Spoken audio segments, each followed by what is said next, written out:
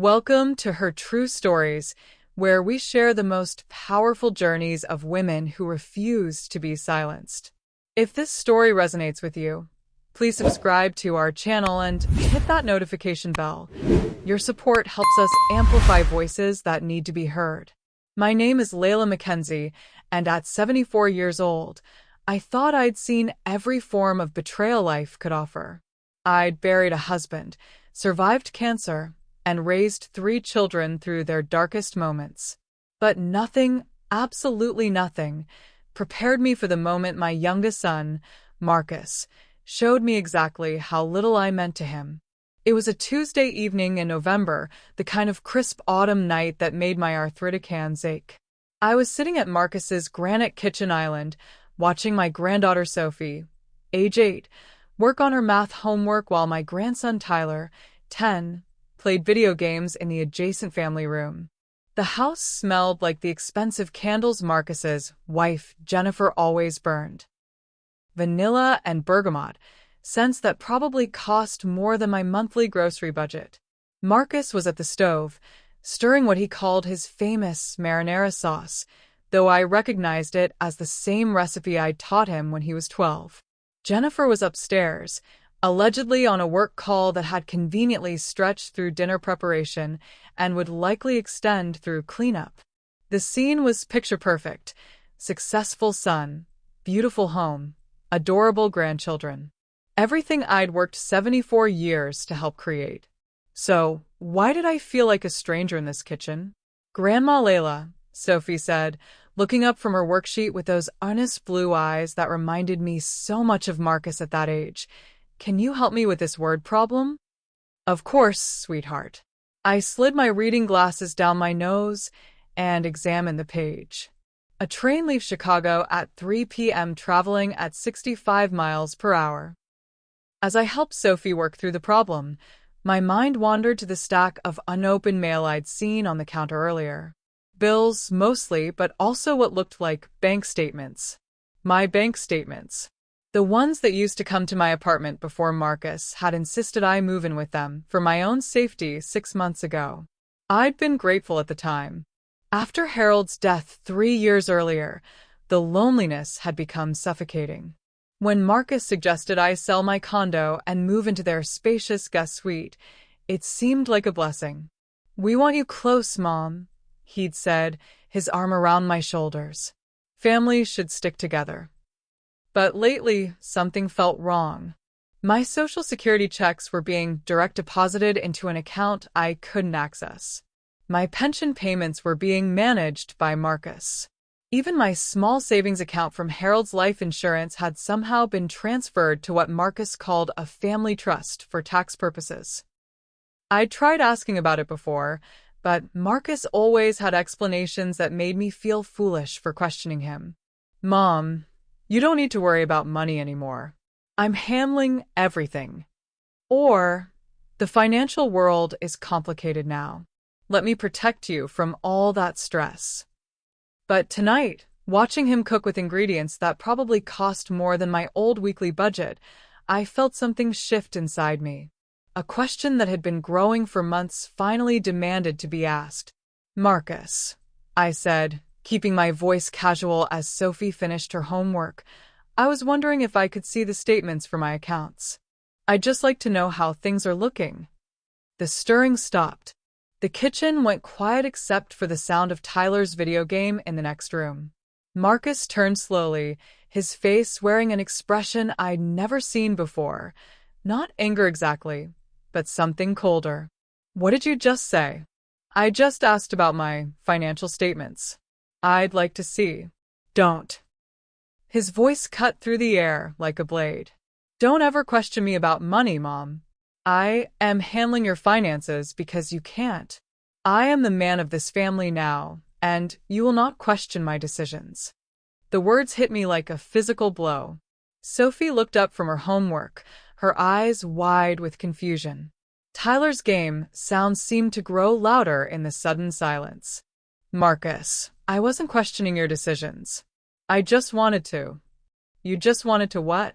Second-guess me? Undermine my authority in my own house." He stepped closer, towering over where I sat. "I took you in when no one else would. I'm managing your money because you're too old to understand how things work now. And you will not disrespect me by questioning my judgment." I stared at this man who looked like my son but sounded like a stranger. The boy I'd rocked through nightmares, taught to ride a bike, put through college by working double shifts at the hospital. That boy had vanished, replaced by someone who spoke to me like I was a burden rather than his mother.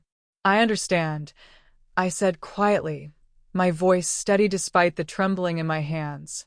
"I won't ask again." "Good." Marcus turned back to the stove, his posture radiating satisfaction. "Dinner will be ready in 10 minutes. I helped Sophie pack up her homework, my movements automatic while my mind reeled. As I watched my granddaughter's innocent face, I realized something that chilled me to the bone. She was learning that this was how men spoke to women. That this was normal. That questioning a man's authority, even about your own money, was disrespectful. That night, lying in the guest bedroom that had once felt like sanctuary but now felt like a cage, I made a decision that would change everything. I wasn't going to let this stand. I wasn't going to model submission for my granddaughter or teach my grandson that financial bullying was acceptable. Marcus thought he was dealing with a helpless old woman who could be intimidated into silence. He was about to discover exactly how wrong he was. The next morning, I woke before dawn with a clarity I hadn't felt in months. The house was silent. Marcus and Jennifer wouldn't be up for another hour, and the children were still sleeping. I made my way to the kitchen and started coffee, my movements careful and deliberate. As the coffee brewed, I thought about the woman I used to be. For 37 years, I'd worked as a registered nurse at Portland General Hospital. I'd managed my own finances, owned my own home, raised 3 children largely on my own after their father decided family life was too restrictive. I'd been competent, independent, respected. When had I become this timid creature who accepted financial imprisonment without protest? The answer came with painful clarity, gradually, with each small surrender disguised as help. First, Marcus had offered to streamline my bill paying by setting up automatic transfers. Then, he'd suggested consolidating my accounts for simplicity. Each step had been presented as a kindness, a way to reduce my stress and make my life easier. But now I saw the pattern. Like a frog in slowly boiling water, I'd been cooked so gradually I hadn't noticed until it was almost too late. Almost.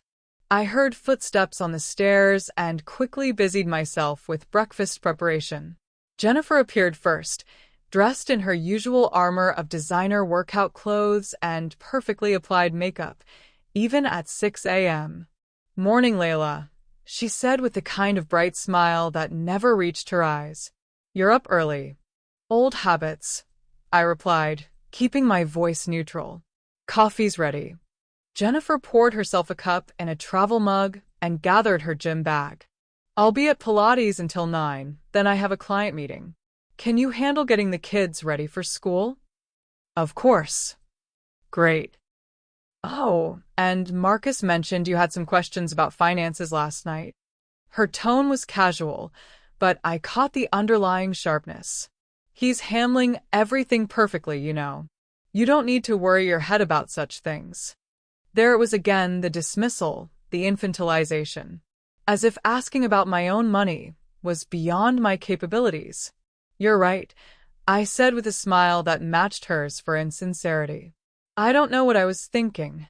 After Jennifer left, I helped Sophie and Tyler get ready for school, listening to their chatter about friends and assignments while my mind worked on a different problem entirely. As I braided Sophie's hair, I made mental notes about everything I'd need to do. First, I needed to understand exactly what Marcus had done with my finances. Second, I needed to document everything. Third, I needed help from someone who couldn't be intimidated or bought off. Marcus appeared just as the school bus arrived, dressed in his expensive suit and projecting the confidence of a man who believed his authority was unquestionable. Kids have everything they need? He asked, not looking at me directly. Yes. Lunch money, permission slips, homework. He nodded curtly. I'll be late tonight. Client dinner. He grabbed his briefcase and headed for the door, then paused. Mom, I hope you understand that what happened last night was for your own good. I know it's hard to accept help, but that's what family does.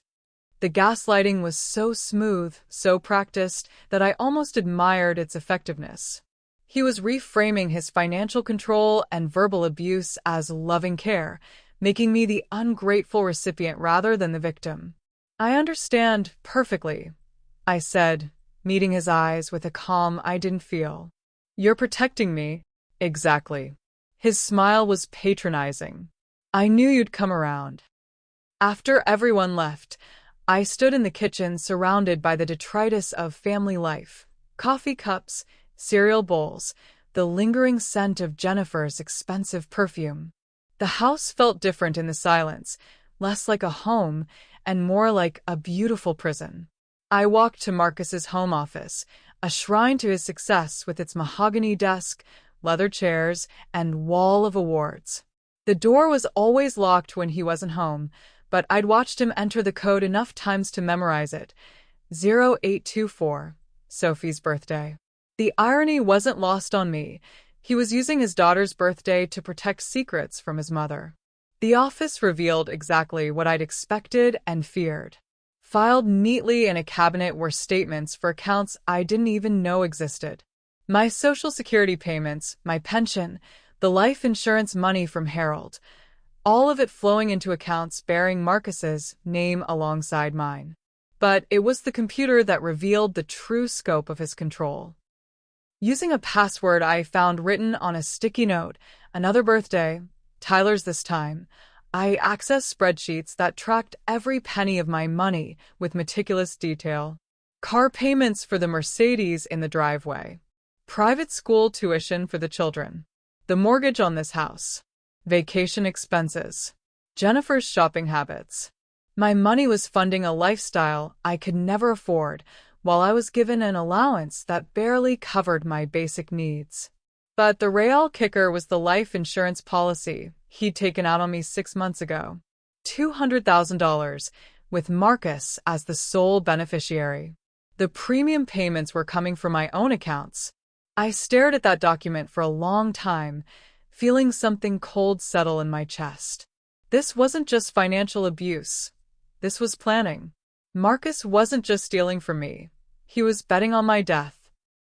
I photographed everything with my old flip phone, the one Marcus hadn't replaced yet because he assumed I was too technologically incompetent to use it effectively. Then I carefully returned everything to its original position and locked the office door behind me. As I made my way back to the kitchen, I passed the mirror in the hallway and stopped.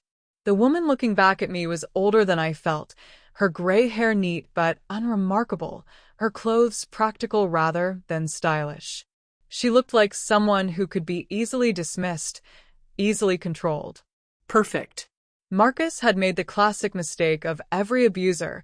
He'd underestimated his victim. He saw an elderly woman who needed care and protection.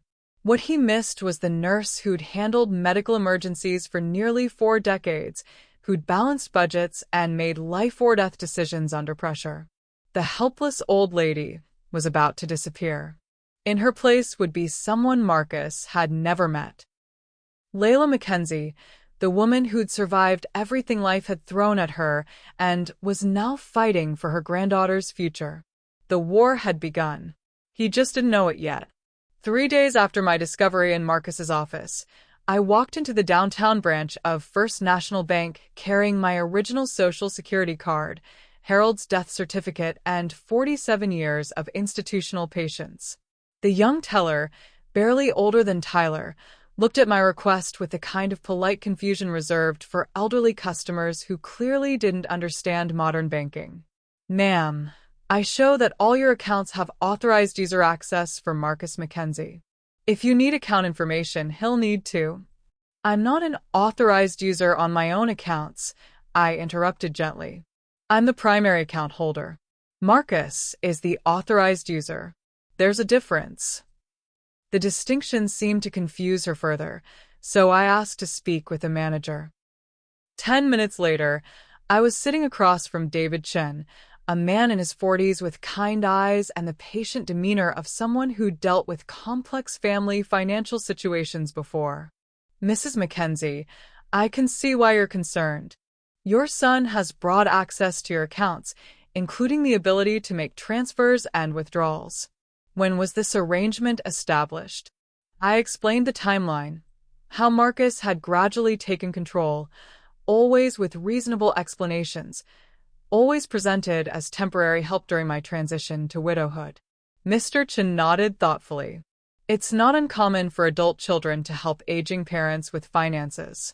But you're absolutely entitled to monitor your own accounts and make changes if you're uncomfortable with the current arrangement. What would I need to do to regain full control? That depends on how the authorizations were set up. If they were temporary or revocable, you can remove them today. If they involve power of attorney documents or joint ownership changes, it's more complex. He pulled up my account details on his computer, frowning slightly. I see several significant changes made to your accounts over the past 6 months. Some of these would have required your signature. I'd like copies of all documents I've signed, please. Of course. Give me a few minutes to pull everything from your file. What he brought back made my blood run cold. Mixed in with legitimate paperwork were documents I'd never seen before, power of attorney forms, account modification requests, beneficiary changes, all bearing what appeared to be my signature. Mr. Chen, I said carefully, I need you to look at these signatures very closely. Do they all look the same to you? He examined them with growing concern. Mrs. Mackenzie, are you suggesting that some of these documents weren't signed by you? I'm not suggesting anything. I'm telling you directly. I have never seen half of these documents before today. The implications hung heavy in the air between us. Document forgery was a serious crime, especially when it involved elderly financial abuse. What would you like me to do? Mr. Chen asked quietly. I want to remove Marcus's access to all my accounts, effective immediately. I want new account numbers. And I want copies of everything from my attorney. You have an attorney? I will by tomorrow. Mr. Chen spent the next hour walking me through the process of reclaiming my financial independence. New accounts, new passwords, new security questions. A safe deposit box that only I could access. Emergency contacts that didn't include Marcus. As I walked out of the bank 2 hours later, I felt something I hadn't experienced in months. Control. My money was mine again. Marcus would discover this when his next automatic transfer failed, probably in a few days. I was counting on his reaction to be explosive. Angry people make mistakes, and I needed Marcus to make some very big ones. My next stop was the law office of Patricia Williams, a woman I'd found through the State Bar Association's Elder Law Directory. Ms. Williams specialized in exactly the kind of case I was building, family financial abuse with elements of fraud and exploitation. Her office was modest but professional, decorated with certificates and awards that spoke to both competence and compassion. Ms. Williams herself was younger than I'd expected, maybe 50, with sharp eyes and the kind of direct manner I appreciated. Mrs. Mackenzie, tell me about your situation. I laid out everything methodically, the gradual financial takeover, the forged documents, the life insurance policy, Marcus's threats when I'd asked questions. Ms. Williams took notes and asked pointed questions, her expression growing more serious as I continued. How much money are we talking about? My Social Security and pension combined are about $3,400 per month. The life insurance from my husband was $150,000, most of which Marcus has moved into accounts I can't access. There's also about $75,000 in savings that was originally mine. So roughly $225,000 plus ongoing monthly income. In legal terms, that constitutes substantial financial abuse. She leaned forward. Mrs. Mackenzie, what outcome are you hoping for? The question caught me off guard. What did I want? 6 months ago, I would have said I just wanted my family back, wanted to resolve this quietly and preserve relationships. But that was before Marcus had shown me who he really was. Before I'd realized what he was teaching my grandchildren about power and respect. Before I'd seen my own death reduced to a line item in his financial planning. I want him prosecuted, I said, the words coming out stronger than I'd expected. I want every penny back with interest. And I want a legal record of what he did so he can never do this to anyone else. Ms. Williams smiled for the first time since I'd entered her office. Then let's build a case that ensures all of that happens.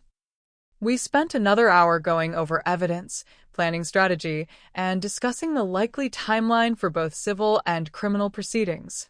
When I left her office, I had clear instructions. Document everything, don't confront Marcus directly, and wait for his reaction to losing access to my accounts. That evening, I cooked dinner as usual, helped the children with homework, and made polite conversation with Jennifer about her day. Marcus came home late, as promised, claiming his client dinner had run long. He seemed relaxed, confident, completely unaware that the foundation of his financial house of cards was already crumbling. He kissed Jennifer hello, ruffled Tyler's hair, and asked me how my day had been. Quiet, I said with perfect honesty. Just a few errands. Good. I'm glad you're keeping busy. If only he knew exactly how busy I'd been. Tomorrow, when the bank transfers failed and the account access was denied, he'd start to understand. But by then, it would be far too late to stop what I'd set in motion. I watched him scroll through his phone over dinner, probably checking account balances and planning his next moves with my money. He had no idea that every transaction was now being monitored, every attempted access documented, every move he made building the case against him. The predator had become the prey. He just hadn't realized it yet. It took exactly 36 hours for Marcus to discover what I'd done. I was in the kitchen Thursday morning, packing lunches for the children, when his roar of fury echoed through the house. What the hell did you do? I continued spreading peanut butter on bread, my hand steady despite the adrenaline coursing through my veins. The children looked up from their breakfast, alarmed by their father's tone. Daddy. Sophie's voice was small, uncertain. It's okay, sweetheart, I said calmly. Daddy's just frustrated about work. Finish your cereal. Marcus appeared in the doorway, his face red with rage, still wearing his pajamas. In his hand was his phone, presumably showing him the failed transfer notifications and account access denials. You closed the accounts. His voice was dangerously quiet now, the kind of controlled fury that scared me more than his shouting. I reorganized my financial arrangements, I replied, not looking up from the sandwiches. Just like you've been doing for the past 6 months. Those accounts were set up for your protection. Were they? Or were they set up so you could pay for your Mercedes with my Social Security money? The children had gone completely silent, sensing the electricity in the air. Jennifer appeared on the stairs, drawn by the tension. What's going on? She asked, though her carefully neutral tone suggested she knew exactly what was happening. Your mother-in-law has lost her mind, Marcus said, his voice rising again. She's undone months of careful financial planning because she doesn't understand. I understand perfectly. I turned to face him, still holding the butter knife. I understand that you forged my signature on power of attorney documents. I understand that you took out a life insurance policy on me without my knowledge. I understand that you've been using my money to fund a lifestyle you can't afford. The kitchen went dead silent. Even Tyler's video game had stopped beeping. Marcus's face went through several color changes before settling on a shade of white that suggested he was beginning to grasp the scope of what I knew. You don't know what you're talking about, he said, but his voice lacked conviction. Don't I? Should we call the bank, and ask them about the signature analysis they're conducting on the documents in my file? Or would you prefer to explain to the children why Grandma's death is worth $200,000 to you? Jennifer gasped. Sophie started crying. Tyler just stared at his father with a kind of confusion that breaks a grandmother's heart. Kids, go get ready for school, Jennifer said quickly. Now.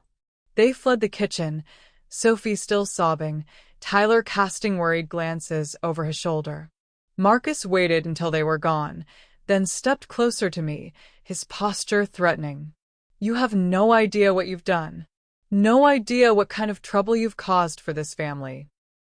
I haven't caused any trouble, I said, meeting his gaze steadily. I've simply stopped allowing you to steal from me. I never stole anything. I was managing your money because you're too old and confused to notice that my Social Security checks were paying your car payment, to realize that my husband's life insurance money was funding your children's private school tuition. I set down the knife and faced him fully. I may be old, Marcus, but I'm not stupid, and I'm not confused. I'm angry. Something in my tone must have penetrated his rage because he stepped back slightly. Mom, listen to me. You're making a mistake. I can fix this, but you have to trust me. The way I trusted you when you told me you were just streamlining my accounts, the way I trusted you when you said the power of attorney was temporary, the way I trusted you when you promised you were protecting me. He opened his mouth to respond, but I wasn't finished. I trusted you because you're my son. Because I thought the boy I raised to be honest and honorable was still in there somewhere. But that boy is gone, isn't he?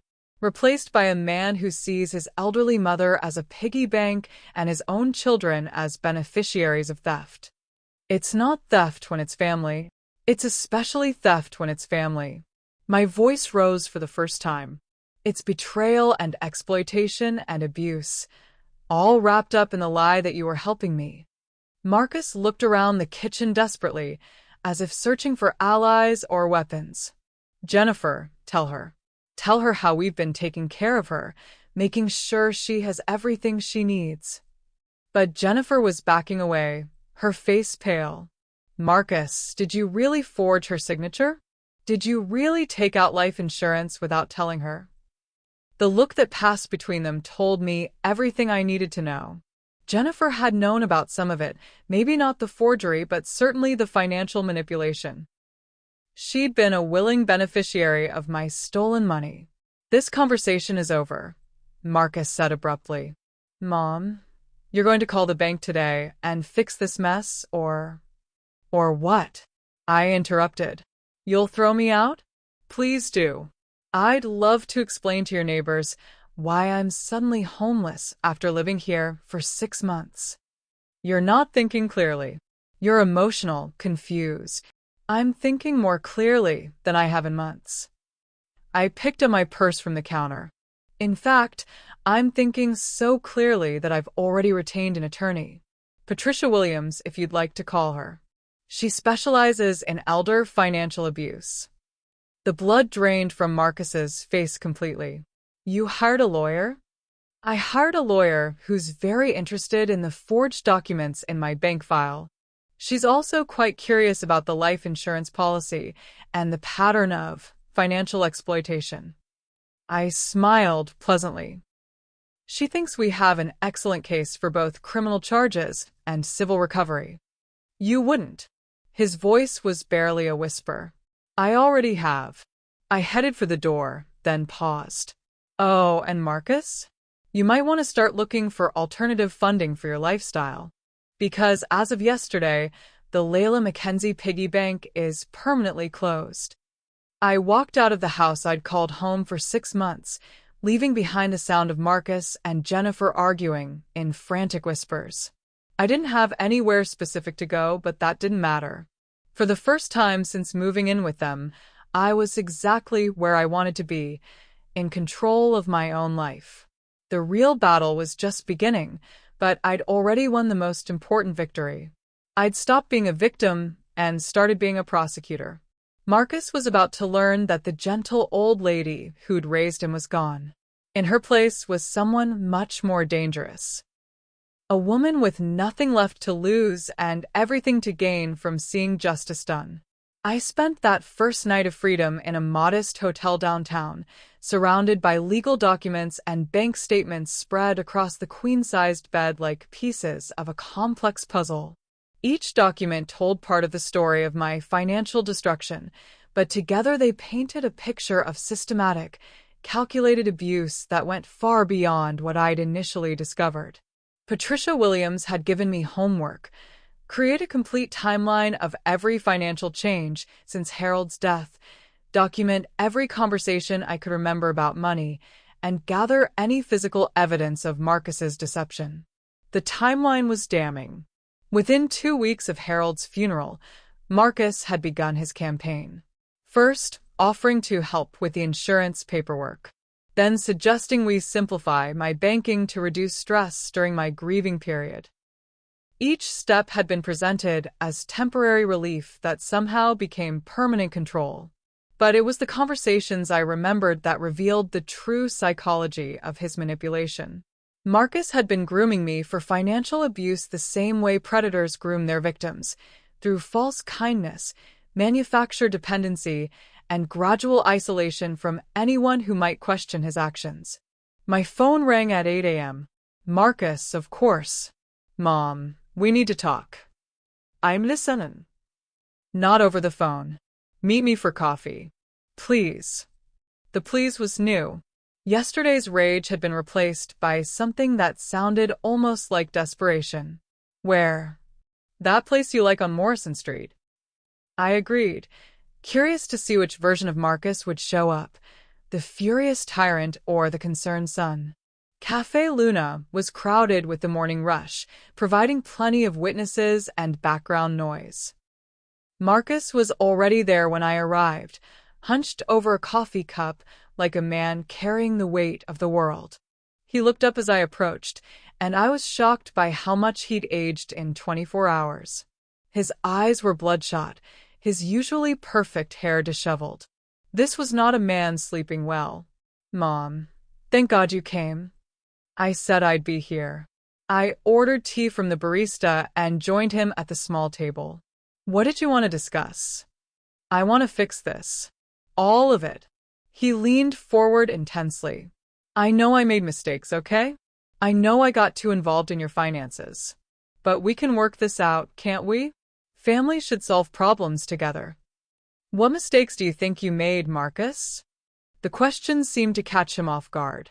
He'd clearly prepared an apology script, but not for specific accountability. I should have consulted with you more. Should have explained things better. Maybe I was too protective, too controlling. He reached across the table as if to take my hand, but I pulled back. But Mom, hiring a lawyer? Threatening criminal charges? That's extreme. Is it? What would you call forging someone's signature on legal documents? I never forged. He stopped himself, realizing he was about to commit to a lie that could be easily disproven.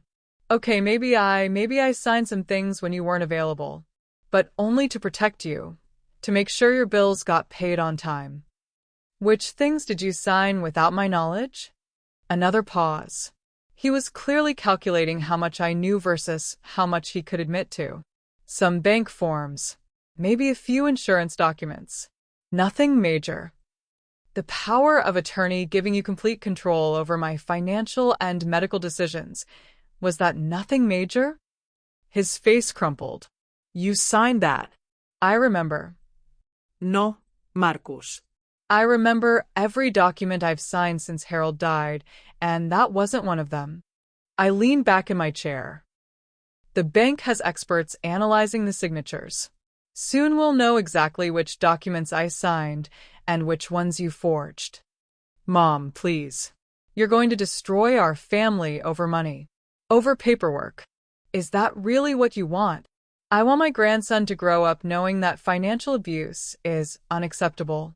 I want my granddaughter to learn that questioning authority, even male authority, is not only acceptable but necessary. I met his eyes directly. And I want my son to face consequences for his actions, so he never does this to anyone else. Anyone else? Mom, this is family. This is different. It's exactly the same. Abuse is abuse, whether it happens between strangers or family members. In fact, it's worse when it's family because the victim trusts the abuser. Marcus was quiet for a long moment, staring into his coffee cup. When he looked up, there was something calculating in his expression that sent a chill down my spine. You know, Mom, maybe you're right. Maybe I did make some mistakes. Maybe we should get everything out in the open. I'm glad you're starting to see, including your drinking. The words hit me like a slap. My what? Your drinking problem. The reason I had to take control of your finances in the first place. His voice was calm now, almost clinical. You've been struggling with alcohol since Dad died. Jennifer and I have been covering for you, trying to help you get better, but clearly you need professional intervention. I stared at him in disbelief. Marcus, I don't drink. You know I don't drink. I haven't had alcohol since your father's funeral. That's not how I remember it. And that's not what Jennifer remembers either. In fact, we've been documenting your episodes for months, trying to decide when to stage an intervention. The audacity of it was breathtaking. In real time, I was watching him construct an alternative narrative designed to discredit me and justify his financial control.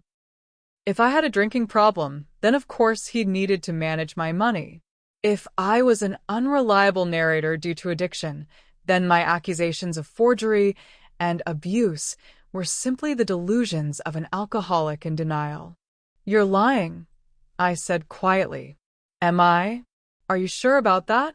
Because alcohol affects memory, Mom. Makes people paranoid, suspicious. Makes them imagine things that never happened.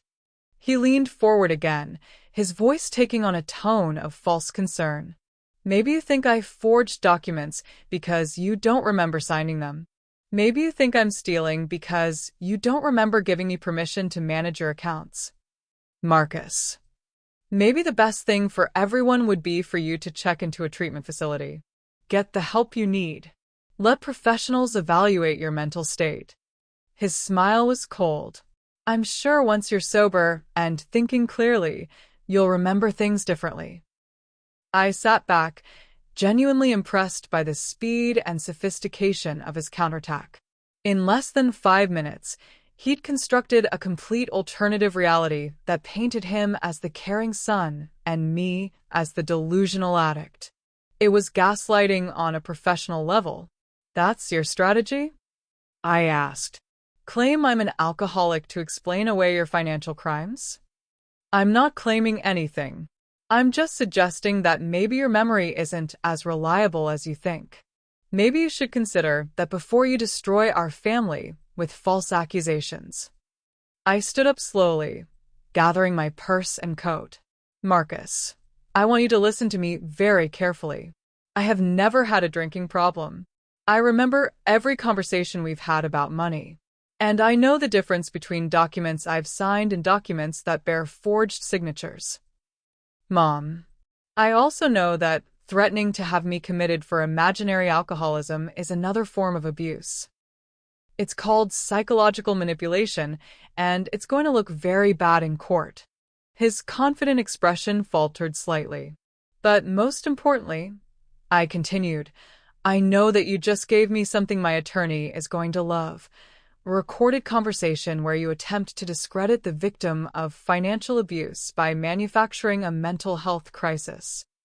I tapped my purse, where my old flip phone had been recording our entire conversation. What the hell are you doing? What I should have done months ago. Protecting myself from my own son. I walked away from the table, leaving Marcus sitting alone with his coffee and his rapidly collapsing schemes. As I reached the door, I heard him calling after me, his voice rising above the cafe chatter. You're making a mistake, Mom. You'll regret this. Perhaps. But I doubted I'd regret it as much as Marcus was going to regret underestimating the woman who'd raised him. Patricia Williams' office at 6 a.m. Friday morning looked like a war room. Legal briefs covered every surface. 3 laptops were running simultaneously, and 2 associates were working phones to file emergency motions before the courthouse opened. "Jennifer's recordings are game-changing," Patricia said, handing me a cup of coffee. Marcus essentially confesses to financial fraud, elder abuse, and conspiracy. But the conservatorship petition complicates things. How so? If he can get an emergency hearing before our criminal evidence is reviewed, he might convince a judge that you're having a mental health crisis. Once you're declared incompetent, anything you've said or done can be dismissed as the product of diminished capacity. But I've been evaluated. I have medical records, which he'll argue are outdated or irrelevant. His petition claims recent dramatic personality changes, paranoid delusions about family theft, and dangerous financial decisions. She handed me a copy of his filing. He's also claiming you threatened suicide if you weren't allowed to control your own money. The lies were so elaborate, so detailed, that I almost admired their creativity. Marcus had constructed an alternative reality where every reasonable action I'd taken was evidence of mental illness. What's our response? Multi-pronged attack. First, we're filing an emergency motion to block the conservatorship pending a full competency evaluation by court-appointed professionals. Second, we're submitting Jennifer's recordings as evidence of bad faith in Marcus's petition. Third, we're requesting an immediate restraining order preventing him from accessing any of your financial accounts pending criminal investigation. And if we lose? Patricia's expression was grim. If the conservatorship is approved, Marcus regains control of your finances, your medical decisions, and your living situation. He could have you institutionalized while he systematically destroys evidence of his crimes. Then we can't lose. We won't, but it's going to be close. The hearing was scheduled for 2 p.m. in Judge Harrison's courtroom. I spent the morning being reevaluated by Dr. Rebecca Chin, a court-appointed psychiatrist who specialized in elderly competency issues. Dr. Chin was thorough, professional, and refreshingly direct. She tested my memory, my reasoning ability, my understanding of financial concepts, and my awareness of current events. After 2 hours, she sat back with a slight smile. "Mrs. Mackenzie, there's absolutely nothing wrong with your mental capacity. Your memory is excellent, your reasoning is sound, and your financial decisions, including hiring an attorney to recover stolen funds, show excellent judgment. Then why is my son claiming I'm incompetent? In my professional opinion? Because you've stopped allowing him to control you, and he's desperate to regain that control." She made notes in her file. I've seen this pattern before in financial abuse cases. When the victim starts fighting back, the abuser often claims mental illness to discredit them. Will your evaluation stop the conservatorship? It should. But judges sometimes err on the side of caution when family members express concern about elderly relatives. That's why your attorney's evidence about Marcus's motivations is so important. At 1:30 p.m., I sat in the courthouse hallway with Patricia, reviewing our strategy one final time. Across the hall, Marcus sat with his attorney, an expensive-looking man in a $3,000 suit who kept checking his Rolex and looking annoyed.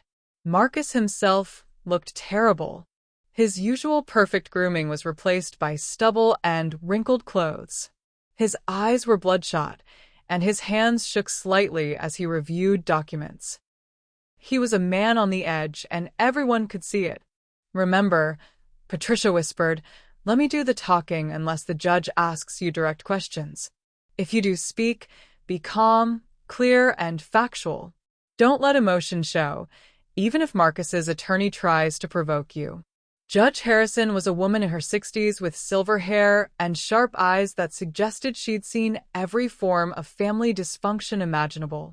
She reviewed both petitions quickly, then looked up with evident skepticism. "Mr. Mackenzie, You're requesting emergency conservatorship for your mother based on claims of mental incompetence and dangerous behavior. Ms. Williams, you're opposing this petition and presenting evidence of financial elder abuse. These are serious and contradictory allegations. Marcus's attorney stood first. Your Honor, we have documented evidence of Mrs. Mackenzie's declining mental state, including paranoid accusations against family members, reckless financial decisions, and threats of self-harm. We're seeking conservatorship to protect her from her own deteriorating judgment.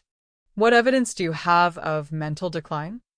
Family testimony about personality changes, documentation of erratic behavior, and financial decisions that no competent person would make, such as hiring an attorney to sue her own family over imaginary theft. Judge Harrison's eyebrows rose. Imaginary theft. Yes, Your Honor. Mrs. Mackenzie has fabricated elaborate conspiracy theories about her son stealing her money, when in fact he's been managing her finances at her request to protect her from her own poor judgment. I see. Ms. Williams, your response? Patricia stood with confident authority. Your Honor, we have extensive evidence that Mr. Mackenzie has systematically defrauded his mother over a period of 6 months, including forged legal documents, unauthorized account transfers, and a life insurance policy taken without her knowledge. This conservatorship petition is a desperate attempt to regain control after his victims started fighting back. That's a serious accusation. What evidence supports this claim? Bank records showing unauthorized transfers, signature analysis revealing forged documents, and recorded conversations where Mr. Mackenzie admits to his crimes. Judge Harrison looked intrigued. Recorded conversations? Patricia played 3 minutes of Jennifer's most damning recordings. The courtroom listened in stunned silence as Marcus's voice filled the air. Of course I signed some things for her. She's too confused to understand what needs to be done. The life insurance? That's just good planning. She'll never know about it unless something happens. I'm not stealing from her. I'm managing family resources. There's a difference. When the recordings ended, Marcus was white as paper. His attorney was frantically whispering in his ear, clearly trying to figure out how to respond to evidence he'd never seen before. Judge Harrison stared at Marcus for a long moment. Mr. Mackenzie, would you like to explain these recordings? Marcus's attorney stood quickly. Your Honor, these recordings are taken out of context. I asked Mr. Mackenzie to explain them. Marcus rose slowly, his voice barely audible. Those conversations, they don't mean what they sound like. I was trying to protect my mother by forging her signature on legal documents. She gave me permission. Mr. Mackenzie, I'm going to stop you there before you commit perjury in my courtroom. Judge Harrison's voice was ice cold. Dr. Chun, what did your evaluation reveal about Mrs. Mackenzie's mental competency? Dr. Chun stood from the gallery. Your Honor, Mrs. Mackenzie shows no signs of mental decline, dementia, or incompetency. She's fully capable of managing her own affairs and making informed decisions about her life and finances. And her accusations about financial abuse? Based on my evaluation and review of the evidence, her accusations appear to be accurate and based on documented facts rather than paranoid delusions. Judge Harrison nodded slowly, then fixed Marcus with a stare that could have frozen fire. Mr. Mackenzie, this conservatorship petition is not only denied, it's dismissed with prejudice. Furthermore, I'm referring this matter to the district attorney for criminal investigation of potential elder abuse, fraud, and perjury. Marcus collapsed into his chair as if he'd been shot. Mrs. Mackenzie, the judge continued, turning to me, I'm issuing a restraining order preventing your son from accessing any of your financial accounts or attempting to exercise any authority over your affairs. I'm also ordering the immediate return of all funds taken without your explicit written consent.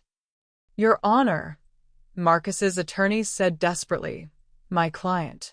Your client just attempted to use the court system to cover up what appears to be systematic financial abuse of his elderly mother. If I were you, counselor, I'd be advising him to retain a criminal defense attorney. As we left the courthouse, Marcus tried to approach me in the hallway. Mom, please. I can explain everything. It doesn't have to be like this. Mr. Mackenzie, Patricia interrupted, you're in violation of the restraining order. Any contact with my client will result in immediate arrest. Marcus backed away, his face a mask of defeat and fury. But as I walked past him toward the exit, I heard him whisper something that chilled me to the bone. You haven't won anything, old woman. You have no idea what you've started. Perhaps not. But I knew what I'd finished, his ability to steal from me with impunity. Everything else was just cleanup.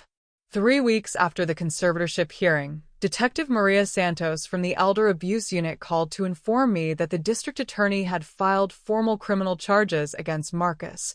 5 counts of elder financial abuse, 3 counts of forgery, 1 count of insurance fraud, and 1 count of attempted coercion of an elderly person. Mrs. Mackenzie, this is one of the most well-documented cases of family financial abuse I've seen in 15 years, Detective Santos explained during our meeting at the DA's office. Your son created a paper trail that essentially prosecutes itself. The evidence was overwhelming. Bank records showed the unauthorized transfers. Document analysis confirmed the forged signatures. Jennifer's recordings provided direct admissions of guilt. Even Marcus's own text messages and voicemails demonstrated a pattern of intimidation and threats. What kind of sentence is he looking at? I asked. If convicted on all counts, anywhere from 5 to 15 years in state prison, plus full restitution and substantial fines. Detetive Santos paused. His attorney has already approached us about a plea deal. What kind of deal? Guilty plea to reduced charges, 2 years in minimum security prison, 5 years probation, and full restitution of stolen funds. In exchange, he'd avoid the felony convictions that would cost him his law license. And what do you recommend? That depends on what outcome you're hoping for. A plea deal guarantees conviction and restitution, but with lighter consequences. Going to trial risks acquittal, but could result in much harsher sentencing if we win. I thought about my grandchildren, about the man Marcus used to be, about the lessons being taught by either choice. What would happen to his family if he goes to prison for 15 years? That's not really our concern, Mrs. Mackenzie. Our job is to prosecute the crime, not manage the consequences for the criminal's family. But it's my concern. Those children are innocent victims in this. Detective Santos nodded thoughtfully. Have you discussed this with your attorney? Patricia thinks I should push for maximum charges. She says anything less sends the wrong message about financial elder abuse. She's not wrong. These crimes are severely underreported and underprosecuted. A high-profile case with serious consequences could deter other potential abusers. That evening, I sat in my new apartment, a modest but comfortable place I'd rented with my recovered funds, thinking about justice versus mercy. Through the window, I could see families in the courtyard below, children playing while parents watched from benches. Sophie and Tyler were living with Jennifer now, who had filed for divorce and received temporary custody. I'd been allowed supervised visits twice a week, carefully monitored to ensure I didn't poison the children against their father. The irony wasn't lost on me, the victim of abuse being supervised to protect the abuser's reputation. But the visits had been healing. Sophie, now 9, asked direct questions about what had happened. Tyler, 11, was old enough to understand the basic concept that Daddy had taken Grandma's money without permission, and that was wrong. Are you mad at Daddy? Sophie had asked during our last visit. I'm disappointed in the choices he made, I'd answered carefully. But I'll always love him because he's my son, just like you'll always love him because he's your daddy. Will he go to jail? Maybe. Sometimes when grown-ups make bad choices, they have to face consequences to learn from their mistakes. Like when I get timeout for hitting Tyler? Similar, but more serious because grown-ups are supposed to know better. She nodded solemnly, then returned to her coloring book. Children, I'd learned, were remarkably resilient when given honest information and consistent love. My phone rang, interrupting my thoughts. Marcus's attorney, requesting a meeting. Mrs. Mackenzie, my client would like to speak with you about resolving this matter outside of court. Mr. Stevens, your client is under a restraining order. He's not allowed to contact me, which is why I'm calling. He'd like to meet in a supervised setting to discuss a settlement that might be beneficial to everyone involved. What kind of settlement? Full restitution of all funds, a formal written apology, voluntary surrender of his law license, and agreement to supervised visitation with his children only. In exchange, you'd agree to support the plea deal for reduced charges. And if I refuse? Then we go to trial. This becomes a media circus, and everyone loses, you, Marcus, and most importantly, the children. The threat was subtle but clear. Cooperate or watch your family's private pain become public entertainment. I'll discuss it with my attorney and get back to you. Patricia's response was immediate and emphatic. Absolutely not.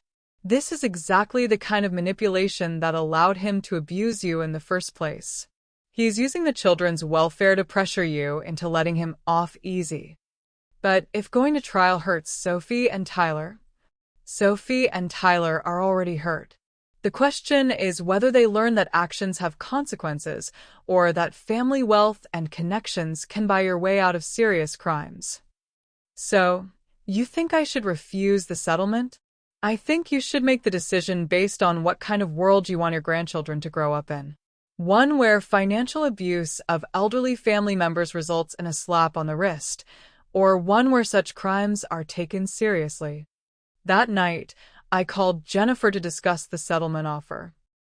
What do you think is best for the children? I asked. Honestly, I think they need to see their father face real consequences for what he did.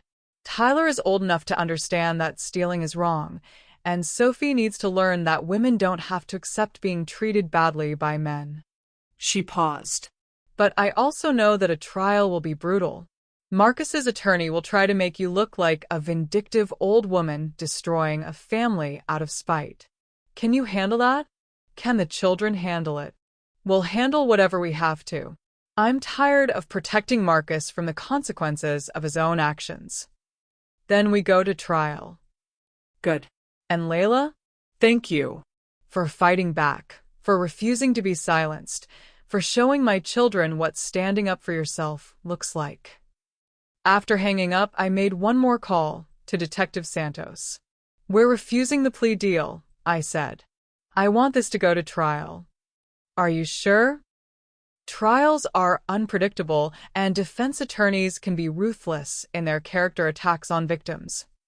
I'm sure. My grandchildren need to learn that some things are worth fighting for, even when the fight is difficult. Then we'll see you in court, Mrs. Mackenzie.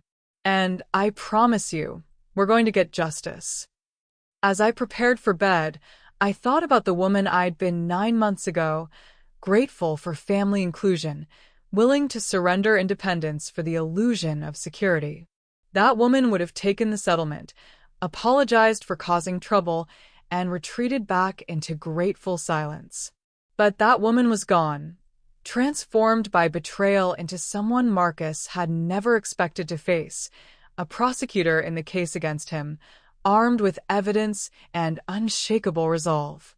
The boy I'd raised was about to face the woman he'd created through his own cruelty. And she wasn't backing down. The courtroom was packed when People versus Marcus Mackenzie began on a cold Monday morning in February. Local media had picked up the story. Elderly woman fights back against son's financial abuse, and the gallery was filled with advocates, curious observers, and other elderly victims who saw my case as a beacon of hope. I sat in the front row behind the prosecution table, wearing my best navy suit and the pearl necklace Harold had given me for our 40th anniversary. Patricia sat beside me, while across the aisle, Marcus hunched between his two defense attorneys like a man preparing for execution. He'd lost weight during the months leading up to trial. His expensive suits hung loose on his frame, and his usually perfect hair showed gray roots he'd stopped bothering to touch up. He looked like what he was, a man watching his entire life collapse because of his own choices. District Attorney James Morrison delivered the opening statement with the precision of a surgeon. Ladies and gentlemen of the jury, this case is about trust betrayed in the most fundamental way possible. The defendant, Marcus McKenzie, systematically stole over $200,000 from his elderly mother through forgery, fraud, and manipulation. He convinced her to move into his home, then used that trust to gain access to her finances. When she discovered his crimes and tried to protect herself, he attempted to have her declared mentally incompetent to cover up his theft. Morrison walked the jury through the evidence methodically: the forged documents, the unauthorized transfers, the life insurance policy, the recordings where Marcus admitted his crimes. By the time he finished, the basic facts were undeniable. Marcus's lead attorney, David Chen, tried a different approach in his opening statement. This case isn't about theft. It's about family. Marcus McKenzie made mistakes, yes, but they were mistakes born of love and concern for an aging mother who was struggling to manage her affairs after her husband's death. The prosecution wants you to see malice where there was only misguided care. It was a sophisticated strategy. Acknowledge the facts but reframe the motivation. Marcus wasn't a criminal. He was a devoted son whose only crime was caring too much. The prosecution's first witness was Jennifer, who testified under immunity about her knowledge of Marcus's financial manipulation. He told me that his mother had given him power of attorney to handle her finances because she was becoming forgetful. Jennifer testified, her voice steady despite the emotional weight of her words.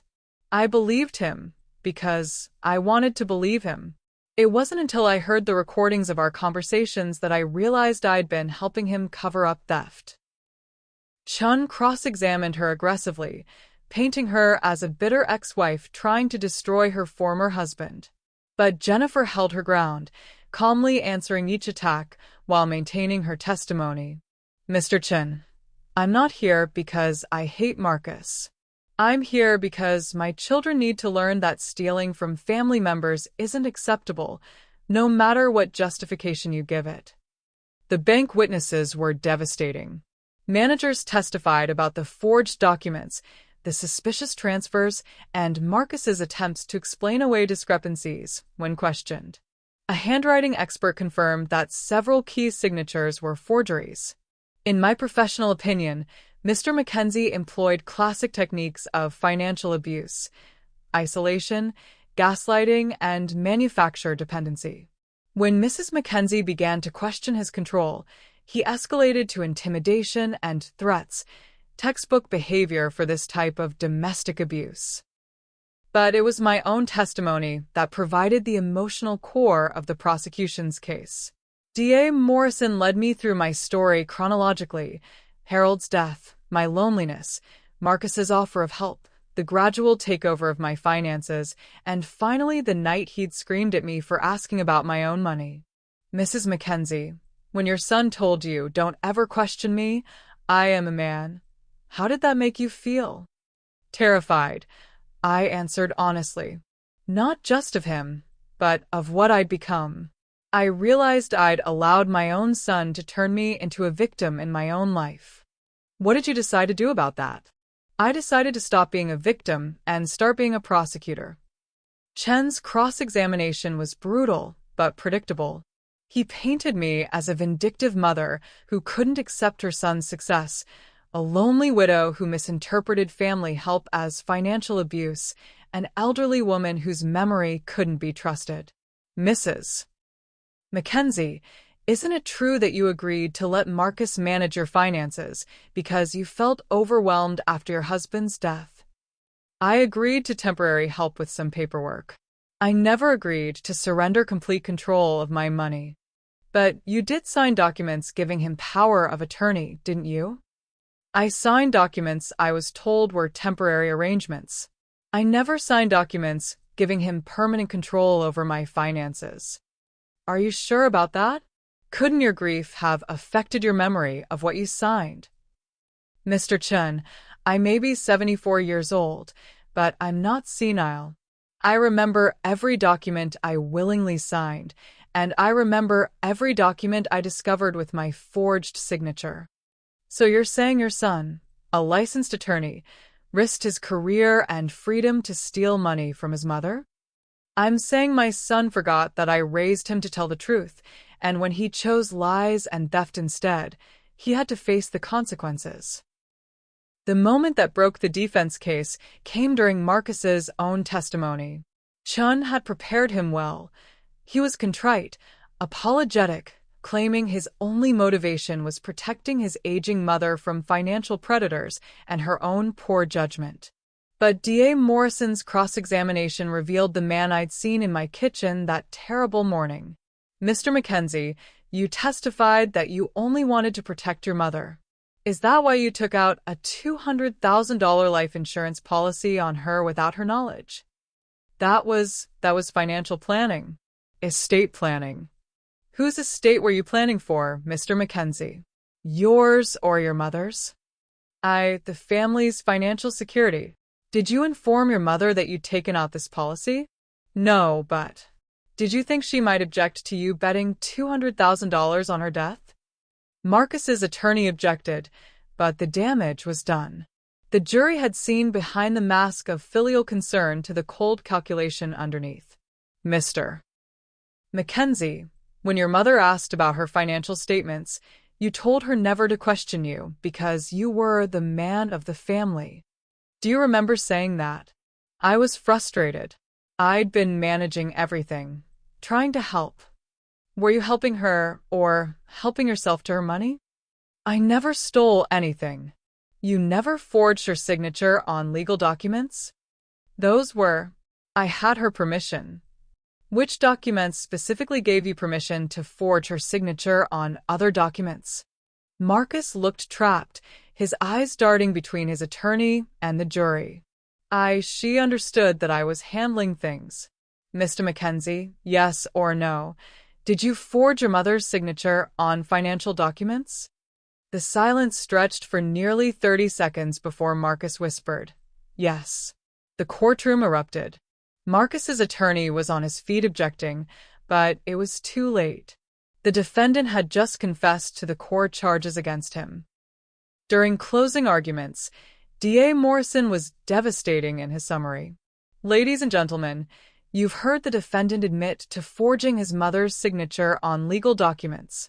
You've seen evidence of unauthorized transfers totaling over $200,000. You've heard recordings where he discusses his crimes with casual indifference.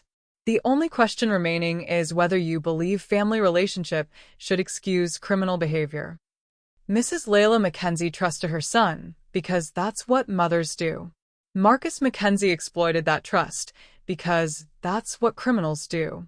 Don't let him hide behind family loyalty to escape the consequences of his crimes. Chen's closing was emotional but hollow. He spoke about family loyalty, honest mistakes, and the tragedy of a mother prosecuting her own son.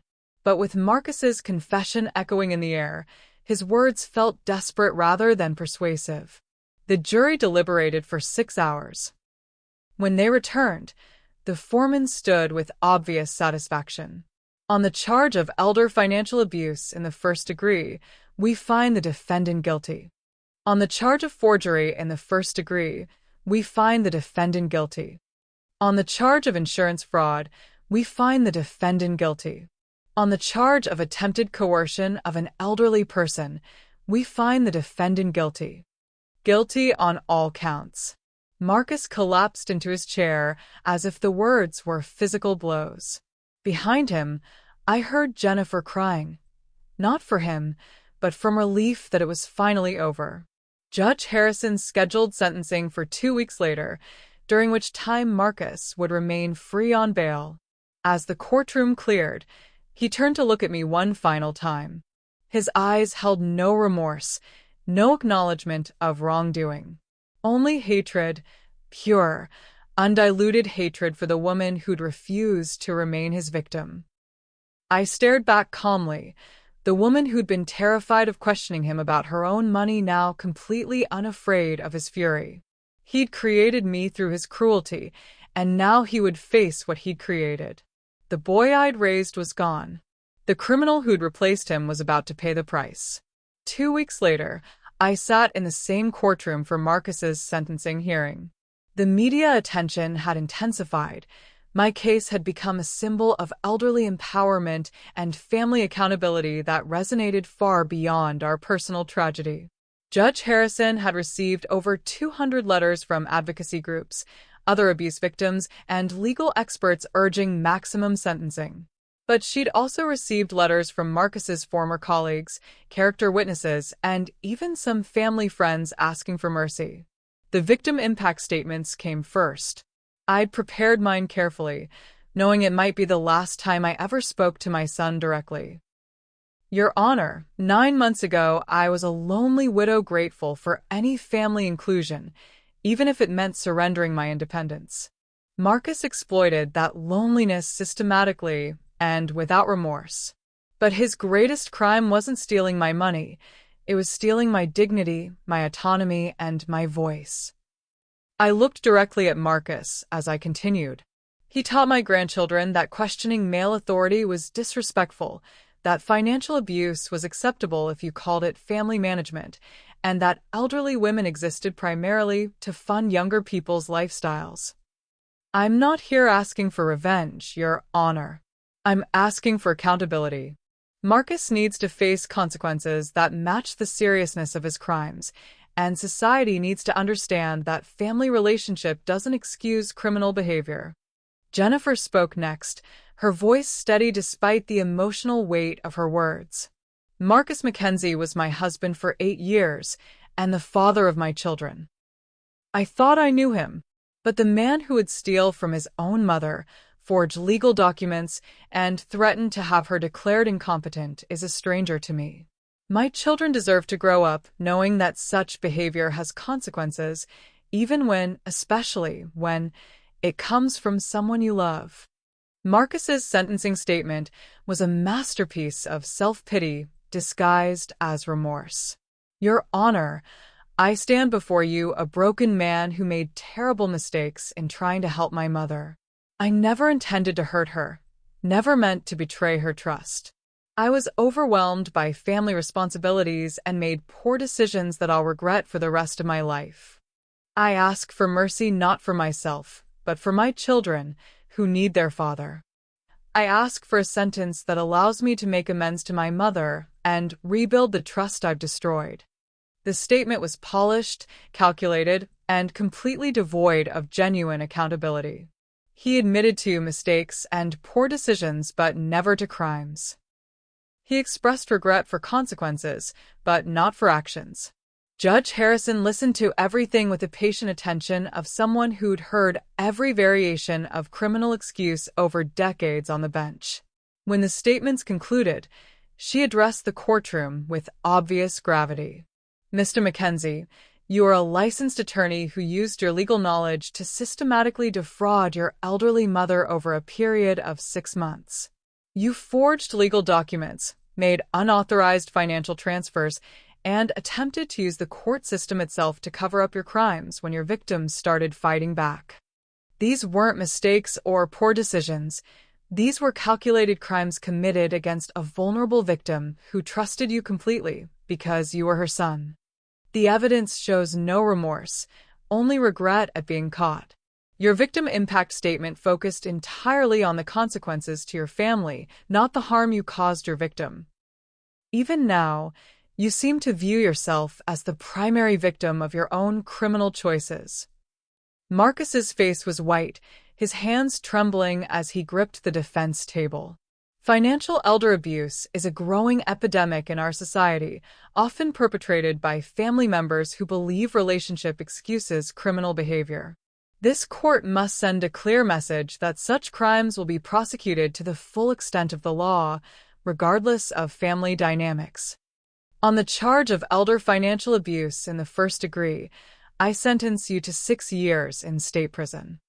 On the charge of forgery in the first degree, I sentence you to 4 years in state prison, to run consecutively. On the charge of insurance fraud, I sentence you to 2 years in state prison, to run consecutively. On the charge of attempted coercion of an elderly person, I sentence you to 1 year in state prison, to run consecutively. Total sentence: 13 years in state prison, with possibility of parole after serving 8 years. You are also ordered to pay full restitution of $247,000 including interest and court costs, and to surrender your law license permanently. The courtroom erupted. Marcus's attorneys immediately announced their intention to appeal, but Judge Harrison wasn't finished. Mr. Mackenzie, you are also banned from any contact with the victim, Mrs. Layla Mackenzie, for the duration of your sentence and 5 years thereafter. Any violation of this order will result in additional criminal charges. Finally, I am referring this case to the State Bar for immediate disbarment proceedings and to the Attorney General for investigation of other potential victims who may have suffered similar abuse. As the bailiffs led Marcus away in handcuffs, he turned one last time to look at me. The hatred in his eyes was naked, undisguised, frightening in its intensity. But for the first time since this nightmare began, I felt nothing in response. No fear, no sadness, no regret. The woman who'd been terrified to ask about her own bank statements was gone forever. In her place sat someone Marcus had created through his own cruelty, a prosecutor who'd seen justice done and could finally rest. After the hearing, Patricia and I stood on the courthouse steps as reporters asked questions about the case's implications for elder abuse law and family accountability. Mrs. Mackenzie, do you have any regrets about prosecuting your own son? I regret that it was necessary, I answered carefully. But I don't regret doing what was right for my grandchildren's moral education and society's protection. What do you want other elderly abuse victims to learn from your case? That you're never too old to fight back. That family relationship doesn't excuse criminal behavior. And that sometimes the most loving thing you can do is hold people accountable for their actions, even when, especially when, those people are family. Will you ever forgive Marcus? The question caught me off guard. I thought about the boy I'd raised, the man he'd become, and the criminal he'd chosen to be. Forgiveness isn't something you give to people who aren't sorry, I said finally. Marcus isn't sorry for what he did, he's sorry he got caught. Until he accepts responsibility for his crimes instead of making excuses for them, forgiveness isn't possible. What's next for you? I'm going to spend time with my grandchildren, help other elderly abuse victims through advocacy work, and live the independent life Marcus tried to steal from me. I smiled for the first time in months. I'm 74 years old, and I'm just getting started. As we walked away from the courthouse, Patricia squeezed my arm. How do you feel? Free, I said without hesitation. For the first time in a year, completely free. Any doubts about what we did? I thought about Sophie and Tyler, about the lessons they'd learned from watching their grandmother refuse to be victimized. I thought about the other elderly people who might be spared similar abuse because Marcus's case had made headlines. I thought about the woman I'd been versus the woman I'd become. None whatsoever. The war was over. Justice had been served, and the woman who'd been afraid to question her own son about her own money had transformed into someone who would never again be anyone's victim. Marcus had tried to steal my money, my dignity, and my voice. Instead, he'd given me something more valuable, the knowledge that I was strong enough to fight for myself, no matter the cost. The revenge was complete, not through cruelty or vindictiveness, but through truth, accountability, and the simple refusal to remain silent in the face of injustice. 6 months after Marcus's sentencing, I stood in my new kitchen making breakfast for Sophie and Tyler, who were spending their first overnight weekend with me since the trial. The apartment I'd chosen was smaller than Marcus's house, but infinitely more mine. Every piece of furniture chosen by me, every decoration reflecting my taste rather than someone else's control. The children had adjusted better than anyone expected. Sophie, now 10, had asked direct questions about what Daddy did wrong and why he had to go to jail.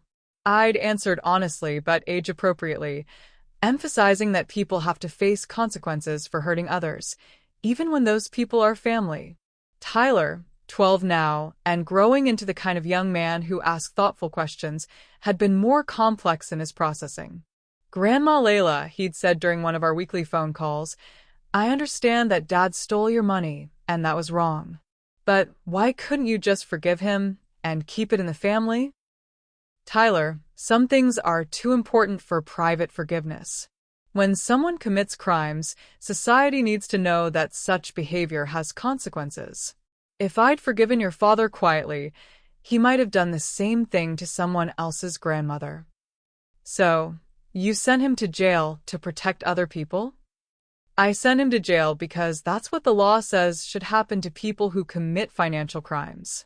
The protection of others is just one benefit of following the law." He'd thought about that for a while before nodding. "I think I understand. It's like when I have to apologize to the whole class for disrupting everyone, not just to the teacher." Exactly. Some actions affect more than just the immediate people involved. Jennifer had remarried 8 months after her divorce was finalized. A kind social worker named David, who treated the children with genuine affection and showed no interest in their family drama. The kids seemed happy, stable, and increasingly comfortable with the new normal of their lives. My phone rang as I finished setting the breakfast table. Detective Santos, calling with an update I'd been expecting. "Mrs. Mackenzie, I wanted to let you know that 3 more families have come forward with similar complaints against Marcus's former law practice. It appears your case opened the floodgates." "What kind of complaints?" "Elderly clients who trusted him with estate planning and discovered unauthorized changes to their documents.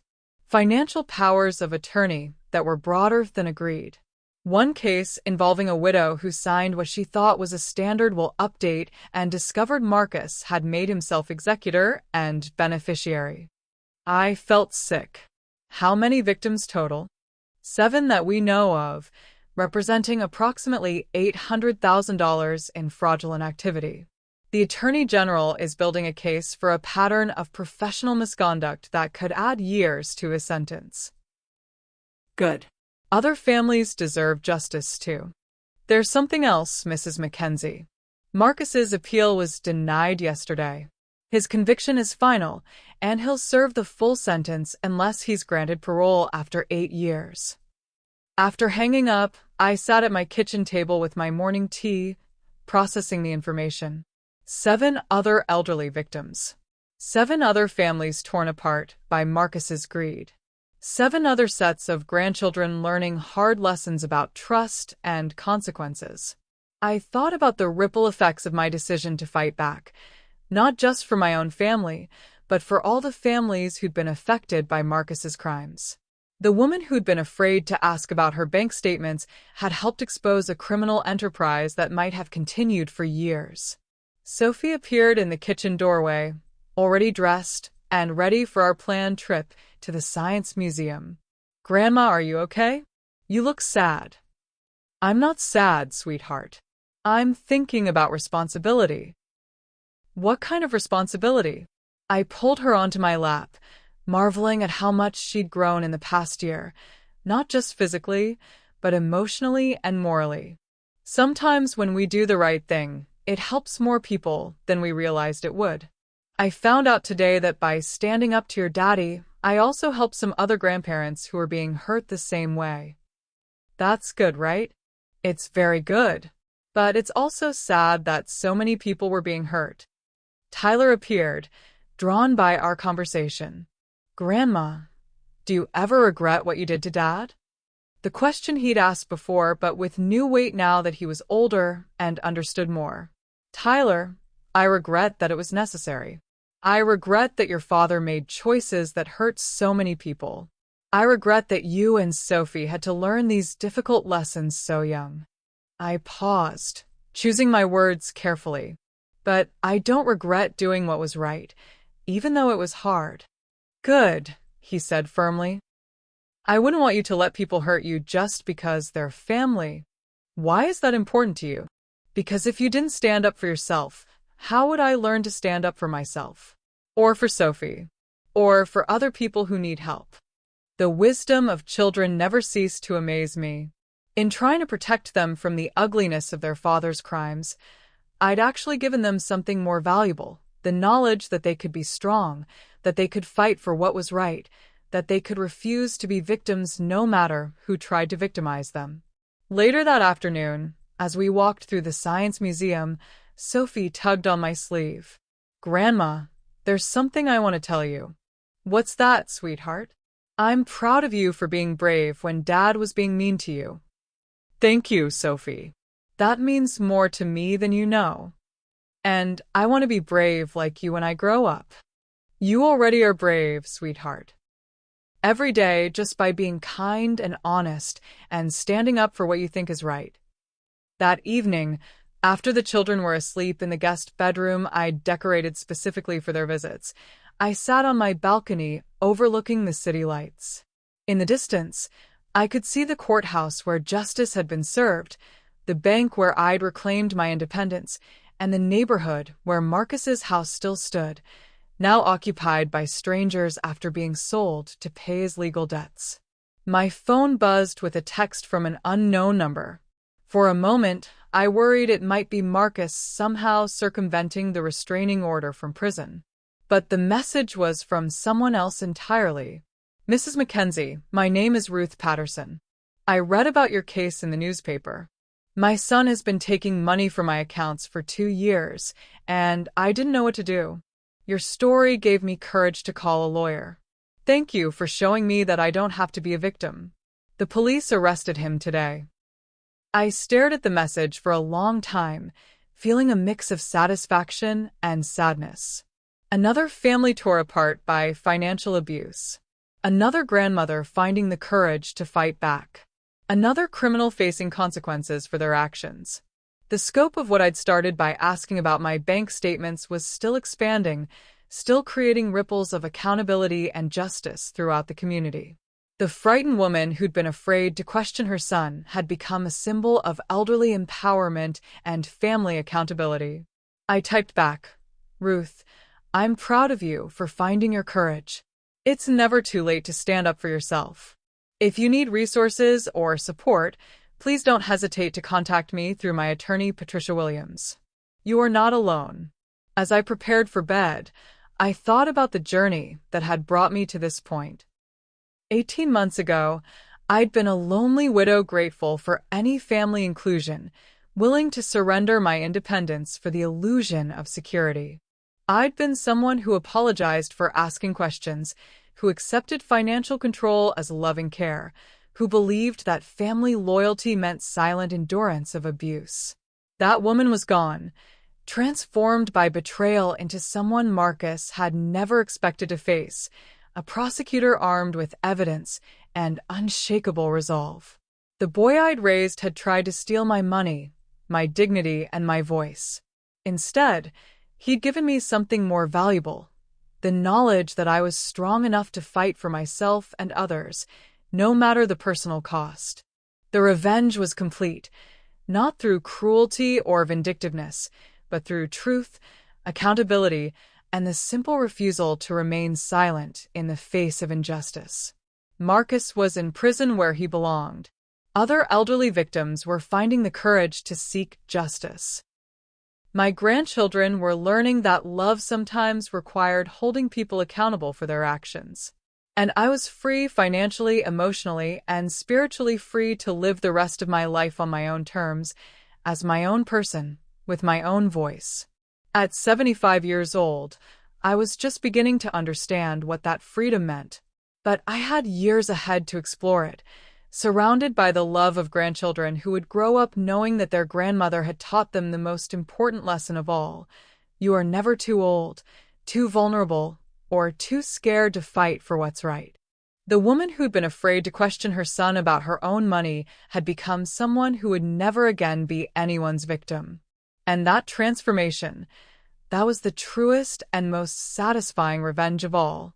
Thank you for joining me on this powerful journey of courage, accountability, and justice. If Layla's story resonated with you, please subscribe to her true stories and share this video with anyone who needs to hear that it's never too late to stand up for yourself. Your support helps us continue bringing these important voices to light. Remember, you are never too old to fight back, never too vulnerable to seek justice, and never too scared to reclaim your own life. Until next time, keep fighting for what's right.